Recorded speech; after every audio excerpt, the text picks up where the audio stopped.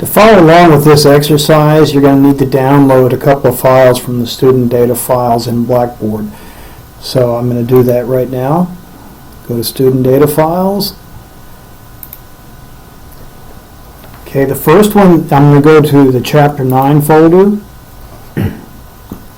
The first file that I'm going to download is called Social Media Stats.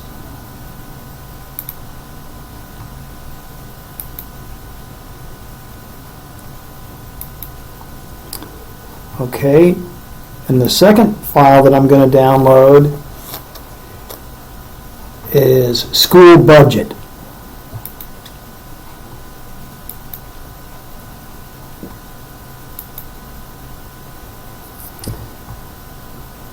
And then I'm going to get out of Blackboard. Now that I've downloaded these files, I'm going to go to my Downloads folder. I'm just going to leave them in here and work on it from here. But I'm going to open up Social Media Stats. And if you're going to follow along in the text, I'm starting on page 268. So what we're going to do is we're going to create a couple of pie charts. And then we're going to format this worksheet. Now, I'm not going to do exactly what the book does. I'm going to do a little bit of difference, but I'm going to point out some things that are going to matter on your homework. So the first thing I'm going to do is I'm going to select from A5 to B10. And I'm going to click on this Quick Analysis button. I'm going to click on Charts. I'm going to select Pie. Now that throws a pie chart using these features. Here's the categories of things that are in the legend, and here's the percentages of the pie. So I'm going to move this down to be inside cell 14 for the upper left-hand corner. If I hold the Alt key, it'll snap it exactly to the lines while I'm moving it. Okay, now this is not very descriptive right now. So to make the chart a little bit easier to read, I'm going to come click on this button, Chart Elements, and I'm going to go down and apply data labels. Now that's still kind of a problem because those data labels are kind of hidden inside some of the pie wedges. So I'm going to come over here and click on the little arrowhead, and I'm going to put them at the outside end of the pie. Okay, the legend right now is on the bottom. If I hover over legend, I get that arrowhead. I can move those to the right. Okay, and the last thing I'm going to do to this is I'm going to change the title. I click inside the title and just start typing.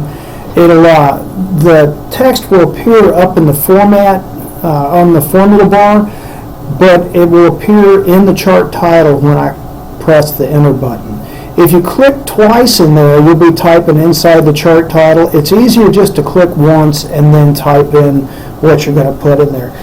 We're going to type global market share for this. Okay, and if you'll notice, it's already picked up what I was going to put. It found global market share in the spreadsheet. So when I started typing, it automatically picked up the rest of the text. So I'm going to press enter, and now I have my global market share title on there. Okay, we're going to do the same thing again, but we're going to do it with the United States market share information. So I'm going to select everything from C5 down to D10. I'm going to use that Quick Analysis button again. Click on Charts, select Pie. Okay, this time I'm going to move it to right there. Let me move this one down a little bit so they're even.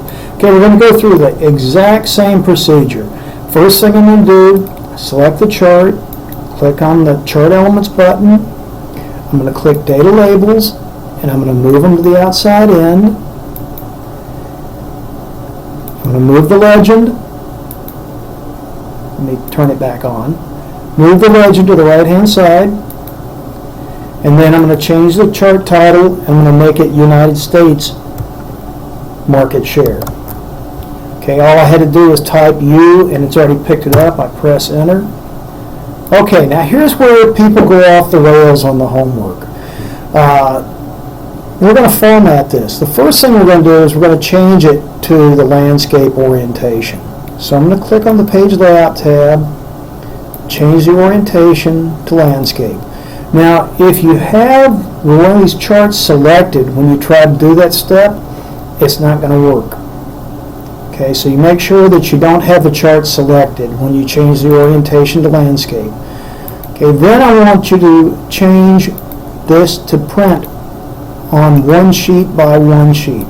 So what we're doing is the width is going to be one page, the height is going to be one page. So it will reduce the size of this to fit on one page. Then I'm going to come over here and I'm going to click on the Margins button. I'm going to go down and select Custom Margins. Okay. When Custom Margins opens up, I'm going to change this to where there's a check mark in horizontally and vertically. What that's going to do is it's going to center this on a page for printing. Okay, in the textbook I think it only says to do it vertically, but if you hit both of them, you'll be fine. Okay, I'm going to click OK.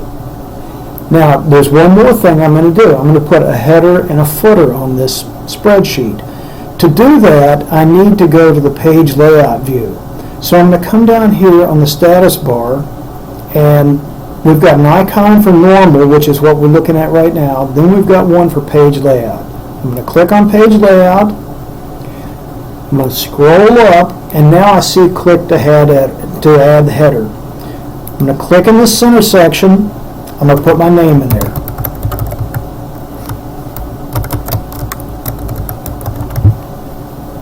Okay. Then I'm going to scroll down until I get to the footer. Okay, I'm going to click in the left-hand side of the footer. Notice I've got a new tab that opened up here, Header and Footer Tools. Well, these are automated things that we can put in the footer.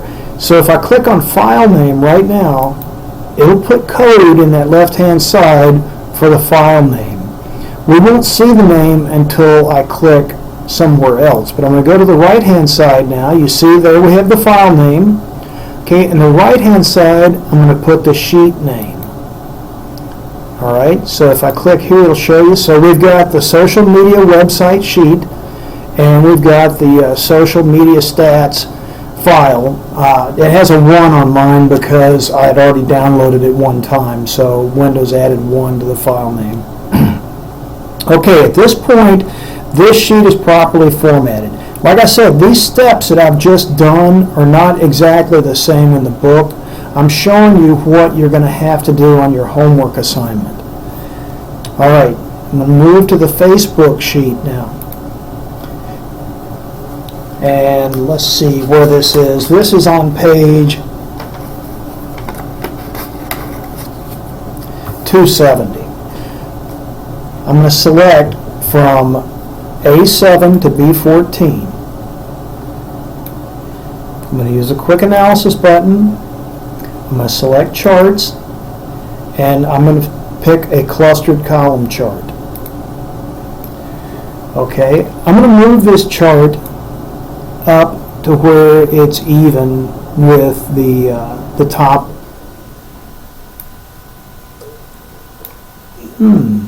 Doesn't like me moving it. Let me try that again. Well, darn. There we go.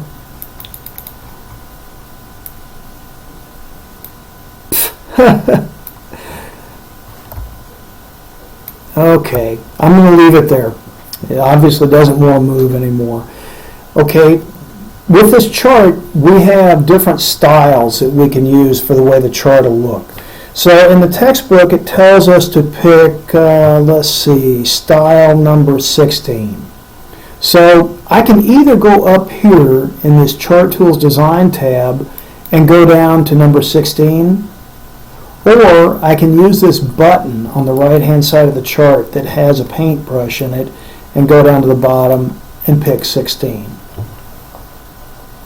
Okay, now the book has changed the colors of this chart. So we've got a color button here which is exactly the same as this color button up here. They tell us in the book to pick the third row of colors in the colorful section. Okay, and every chart needs a title, so I'm going to change the chart title on this one to Facebook Audience by Age Group.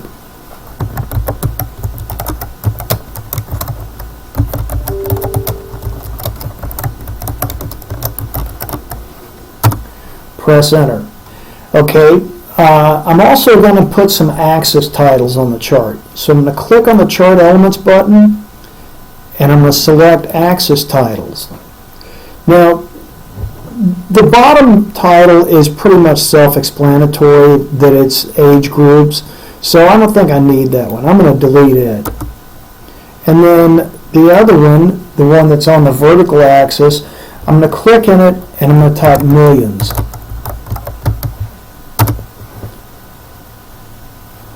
Okay, so now we have our chart formatted, but we've got to go ahead and do the same steps to format this sheet.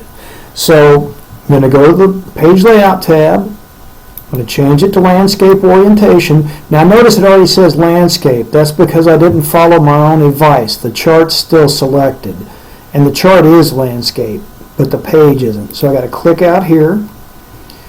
Go back to the Orientation button, select Landscape. I'm going to make it 1 by 1.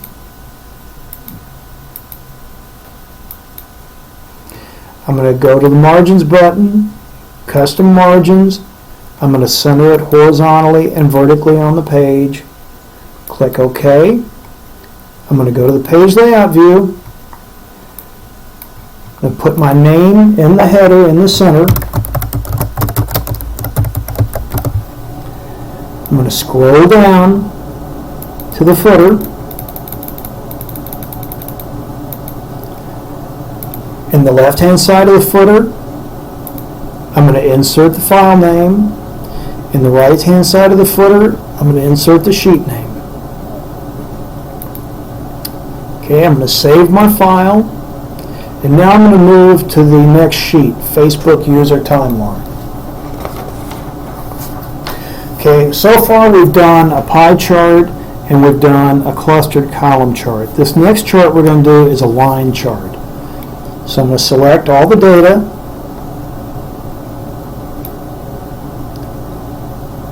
I'm going to click on the Quick Analysis button. I'm going to select Charts and a line chart. Alright, I'm going to move this chart to another sheet, and this is a big deal because people don't pay attention to this step. We don't move this chart by copying it or cutting it and pasting it. We move it by using this button on the Chart Tools Design tab. See, we've got a Move Chart Location button. I'm going to click on it. I'm going to click on New Sheet, and let me see what the book says to use. It says to make this FBU User Timeline chart. Okay, I'm going to click OK, and now notice it's on a new sheet. There's no grid lines on the sheet. It's a special type of sheet that's just for charts. Okay, the textbook then has us select Chart Style 2, and we're going to put a chart title on here that's going to be Facebook User Timeline.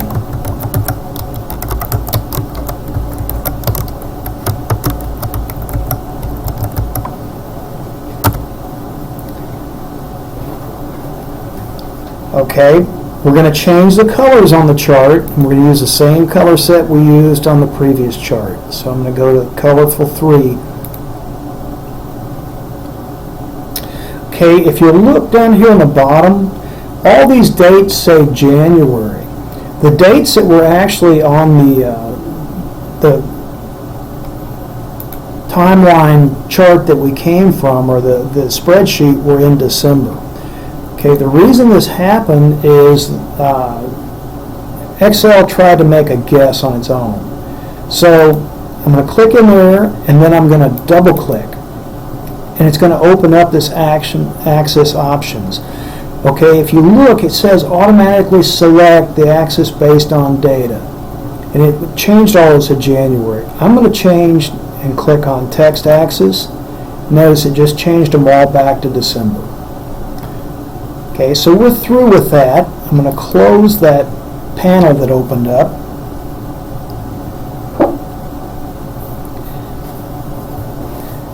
Then I'm going to click on any of these data points. Okay, I'm going to go to the Chart Tools Format tab. I'm going to move over here and click Format Selection. Okay, now look here, I've got some options, and look at Label Position. Right now it's centered on each of the data points. They're not very easy to read, so I'm going to click on Above.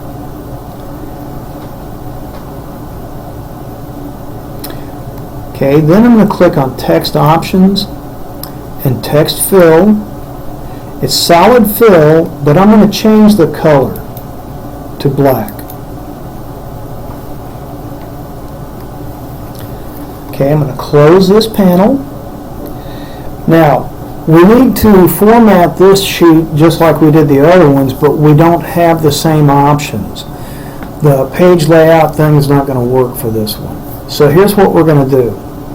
Click on the File tab. I'm going to click on the Print option. When it gets to the Print option, I'm going to come down here and click on Page Setup.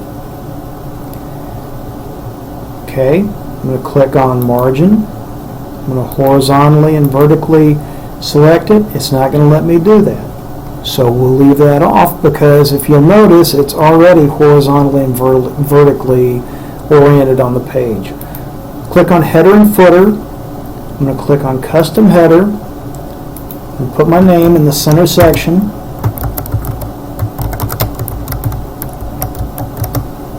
Click OK and click on Custom Footer. Okay, if you'll notice, we have these buttons here that are the same items that were on the ribbon. You just have to hover over them to see what they are. So in the left section, I'm going to insert the file name. In the right section, I'm going to insert the sheet name. When I click OK and then OK again, they appear on the sheet. So if we go back and look at the sheet, we're not going to see them. We have to go to this print preview to be able to see the header and footers on this one. So that's it for this exercise. We've got one more thing I'm going to cover, but the homework is all based on this one. So I'm going to save this and close it, and then I'm going to open this school budget file. Click Enable Edit. Okay, there's a type of chart that we can create that has the entire chart in one cell, and it's called a spark line. So now I'm on page, let's see, page 276, creating and modifying spark lines and inserting comments. Okay, I'm going to put my cursor in K3 and select the cell. I'm going to click the Insert tab, and I'm going to go over here to the Sparkline section, and I'm going to click on Columns. Okay, it asks me for the data range that I want to have in here. I could, let me move this down a little bit, get it out of the way. If I come up here and click in cell B3 and drag over to I3, it puts the range in there for me. I could have typed B3 colon I3 in there, but this way is a little bit easier. Okay, I'm going to click OK, and it puts a chart in there with each of these columns being representative of values that are in the cells. Okay, the neat thing about this is it's kind of like it's a formula, so I can use the fill handle and copy it all the way down. So now I have a spark line that represents each one of my rows of data. So I need to put a title on this chart, on this column. I'm going to call it Trend. And I'm going to click Enter, and when I do, it picks up the same format that was used in the previous cells. Things don't look quite right, though. You'll notice that it's not quite as tall The reason it's not is that this is actually an underline, and this is a merged cell that's got school budget in it. What I'm going to do is I'm going to unmerge this by clicking the merge button. I'm then going to select from A through K1, A1 through K1. I'm going to merge and center again, and then I'm going to go to cell styles, and I'm going to put the heading 1 cell style on it. So now everything looks a little bit better. Okay. I'm going to select a cell now, and I'm going to put a comment on it. And the cell I'm going to select is E9. So E9. I'm going to go to the Review tab. I'm going to click New Comment. So I get a little comment button that opens up, and notice that the corner of the cell turned red. When the comment's closed, that little red mark will still be there, so you can tell that there's a comment on the cell.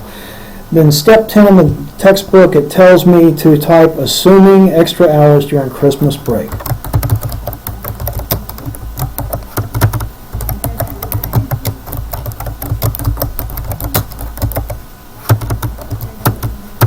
Having a little trouble typing there. Okay, I've got the comment in there, and now the instruction is to click on I3 and put a comment in there. So I3 and new comment, and the comment that I'm going to put in there is may be able to use last month's rent.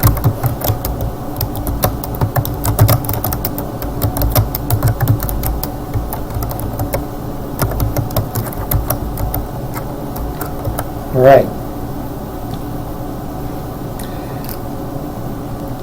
Okay. Now I've got these comments in here. I want to show you something. I can click on hide comments. After I get out of the cell, it shuts it down. But if I want to show all the comments, I click on show all, and they both pop back up. Okay.